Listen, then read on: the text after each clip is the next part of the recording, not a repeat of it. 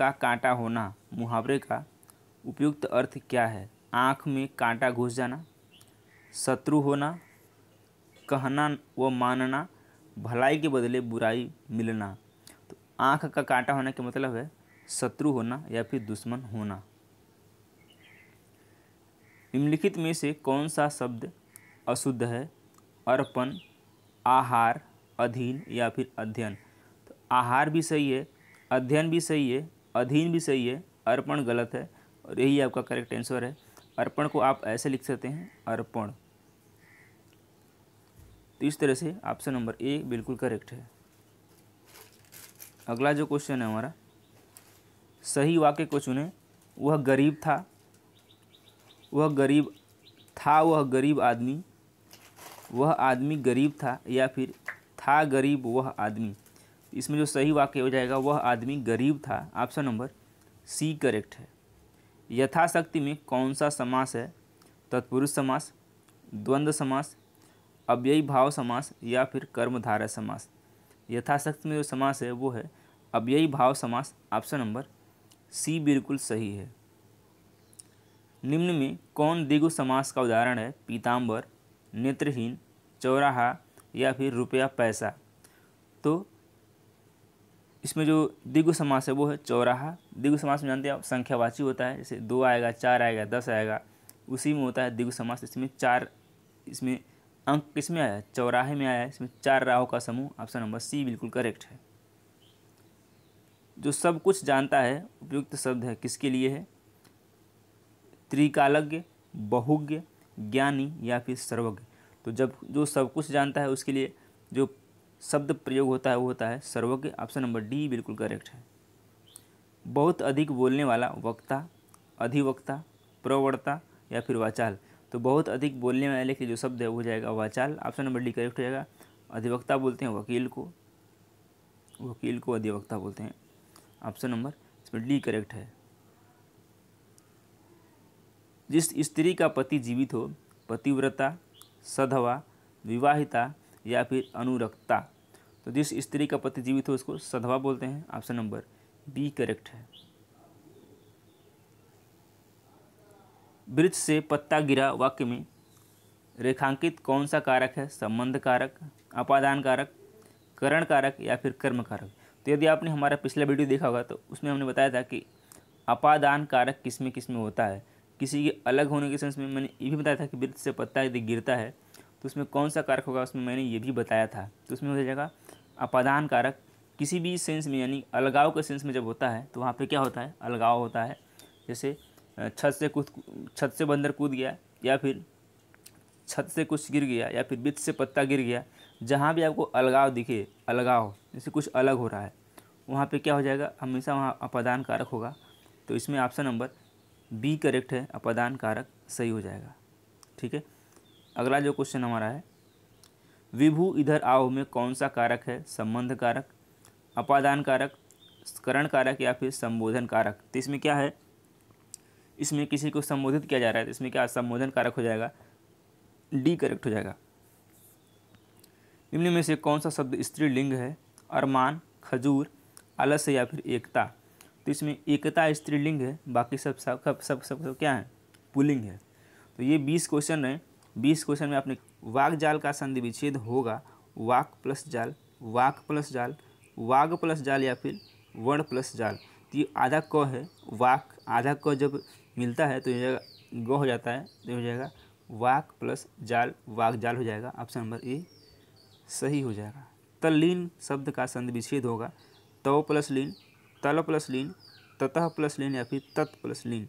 तो तल्लीन में तत् प्लस लीन हो जाएगा। आप ये बिल्कुल गलती ना करें कि आप तल प्लस लीन लगाए, ये बिल्कुल गलत हो जाएगा।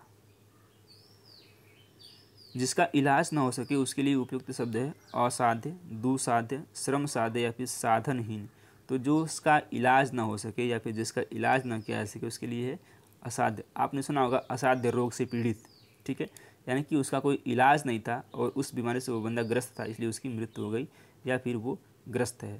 तो ऑप्शन नंबर ए इसका करेक्ट है। जिसे जीता ना जा सके, ये मैं आपके लिए छोड़ रहा हूँ, आप इसमें कमेंट बॉक्स में कमेंट करके बताएंगे कि जिसे जीता ना सके उसके लिए शब्द कौन सा होगा। अजय, अगे, अपराजय या फिर दुर्जय। तो इसको आपको बताना है कमेंट बॉक्स में कमेंट करके, जिसे जीता ना जा सके उसके लिए शब्द कौन सा होगा। बाल की खाल निकालना मुहावरे का अर्थ निम्न में से कौन सा है? कमज़ोर को सताना, बहुत छानबीन करना, असंभव में भी आशा करना या फिर सब कुछ स्पष्ट करना। तो इसमें क्या बाल की खाल निकालना, बहुत छानबीन करना, ऑप्शन नंबर बी करेक्ट हो जाएगा।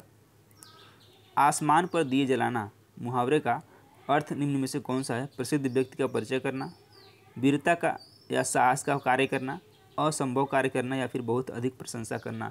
तो आसमान पर दिए जलाना इसका मतलब है वीरता या साहस का परिचय करना। जैसे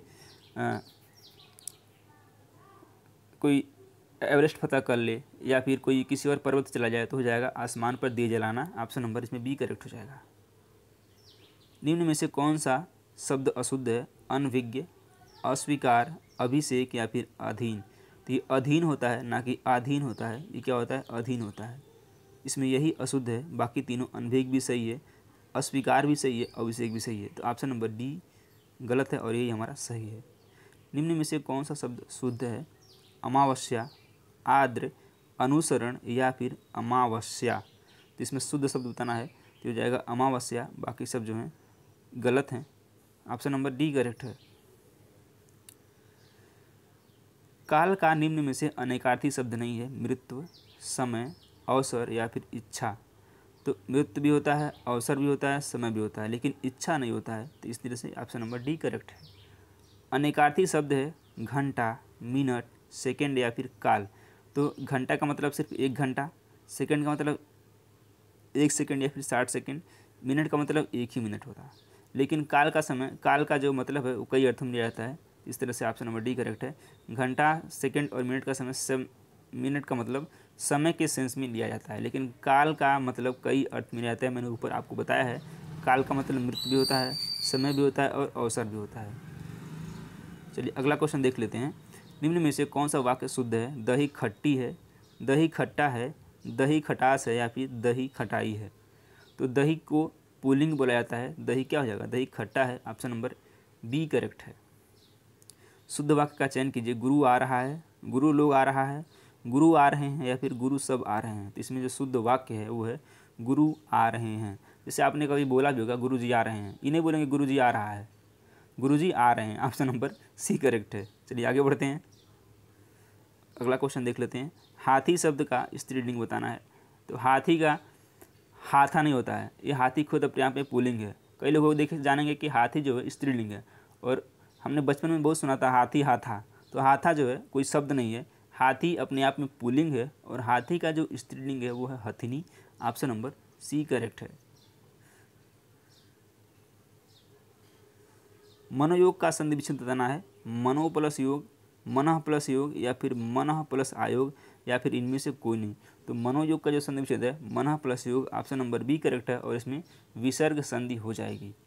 तिरंगा में समास बताना है। द्वंद्व समास, अव्ययी भाव समास, द्विगु समास या फिर कर्मधारय समास।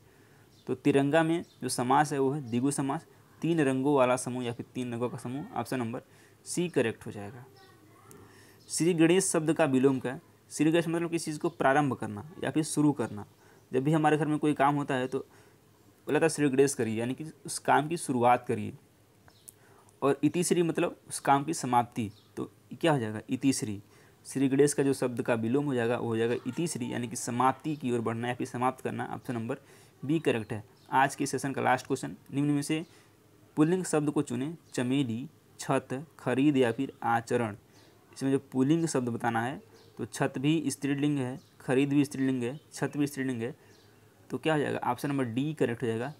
आचरण पुल्लिंग शब्द है। तो ये रहे कंप्लीट